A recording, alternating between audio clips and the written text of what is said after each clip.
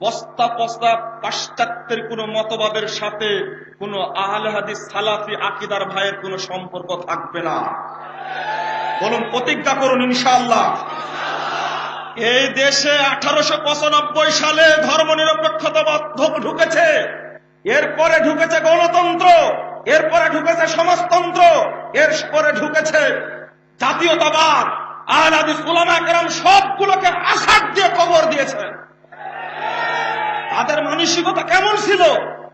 1906 সালের 30শে ডিসেম্বর যখন আহলে হাদিস উলামা কেরাম দেখলেন 30শে ডিসেম্বর তৈরি হচ্ছে মুসলিম লীগ, মানে মুসলিম উম্মাহকে গণতন্ত্রের প্রচার ট্রেনের মধ্যে আবদ্ধ করার একটা ষড়যন্ত্র চলছে, তখন আহলে হাদিস উলামা কেরাম ঐক্যবদ্ধ হয়ে 1906 সালের 22শে ডিসেম্বর মাত্র 8 দিন আগে অল ইন্ডিয়া আহলে হাদিস কনফারেন্স তারা খুলে বসলেন।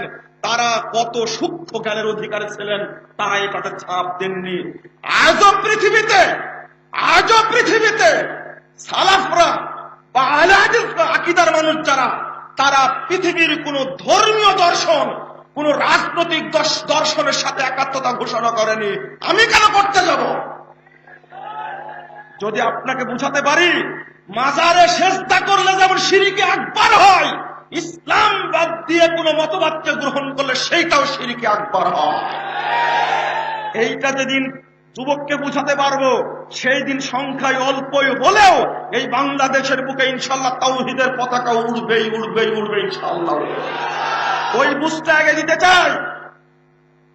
তারপরে আজকে ছোট্ট কথাই বলবো, আহলে হাদিসদের মধ্যে এই বিভক্তির আনাগোনা। ছোট্ট বাচ্চা ছেলে আব্দুর রহমান বিন আব্দুর রাজ্জাক বিন ইউসুফ যে কথাগুলো আপনাদের সামনে বলল, হৃদয় তন্ত্রীতে আঘাত লাগেনি? আমাদের আজকে দরকার ঐক্যের প্ল্যাটফর্ম, তবে নিন্দার সাথে জ্বালাচ্ছি। কিছু উলামা কেরাম তারা উদার দৃষ্টিতে রাজশাহীতে গিয়েছিলেন আমাদের সম্মেলনে। রাজশাহীর সম্মেলন ছিল প্রাণবন্ত আলহামদুলিল্লাহ, কিন্তু কয়েকজনের গভীর কুচক্রী সিদ্ধান্তের কারণে আজকে কিছু আলেমকে আমরা উপস্থিত করতে পারিনি। তবে আমি মনে করি বর্তমান জাতি সজাগ হয়েছে। যারা ফেরকাবাজি নিয়ে টিকে থাকবে, জাতি তাদেরকে একদিন আস্থা করে নিক্ষেপ করবে ইনশাআল্লাহ। জনগণের মধ্যে ঐক্য রয়েছে, নেতাদের নেতৃত্বের মোহের কারণে ঐক্য ভেঙে চুরমার হয়ে গেছে। আব্দুর রাজ্জাক বিন ইউসুফকে আমির করে আর একটা দল ঘোষণা করা যেত, কিন্তু আমরা এই সমস্ত দলাদলের মাথায় কুঠারাঘাত করে লাথি মেরে দমন করেছি, করব ইনশাআল্লাহ। অসম্ভব ব্যাপার। দেশে যেমন মাদ্রাসা আছে অনেকগুলি, যে ইচ্ছা যে মাদ্রাসায় পড়তে পারে। যদি এই সংগঠনগুলো পরস্পরের মধ্যে যদি ভ্রাতৃত্ব বজায় না থাকে, আজকে আব্দুর রাজ্জাক দাওয়াত দিবে প্রফেসর ডক্টর মোহাম্মদ আসাদুল্লাহ আল গালেব সাহেবকে, দাওয়াত দিবে অধ্যাপক মোবারক আলীকে, তারা দুইজন উপস্থিত হতে বাধ্য থাকবেন। আব্দুর রাজ্জাক বিন ইউসুফকে দাওয়াত দিতে হবে মোবারক আলী সাহেবের সম্মেলনে, ডক্টর গালেব সাহেবকেও দাওয়াত দিতে হবে মোবারক আলী সাহেবের সম্মেলনে। মোবারক আলী গালেব সাহেবের সম্মেলনে ডাক দিতে হবে আব্দুর রাজ্জাক বিন ইউসুফকে, ডক্টর মুসলিউদ্দিনকে ডাক দিতে হবে, অধ্যাপক মুবারক আলীকে ডাক দিতে হবে, আহমদুল্লাহ তিরিশালীকে, শহীদুল্লাহ খান মাদানীকে। যদি এক মঞ্চে বসতে না পারে, এটা ফেরকা। পৃথিবীর কোন বিদ্বান, চ্যালেঞ্জ করলাম, পৃথিবীর কোন বিদ্বান এই মর্মে ফতোয়া দেননি যে পরস্পরে আহলে হাদিস ভাই হয়ে এক মঞ্চে বসতে পারবে না।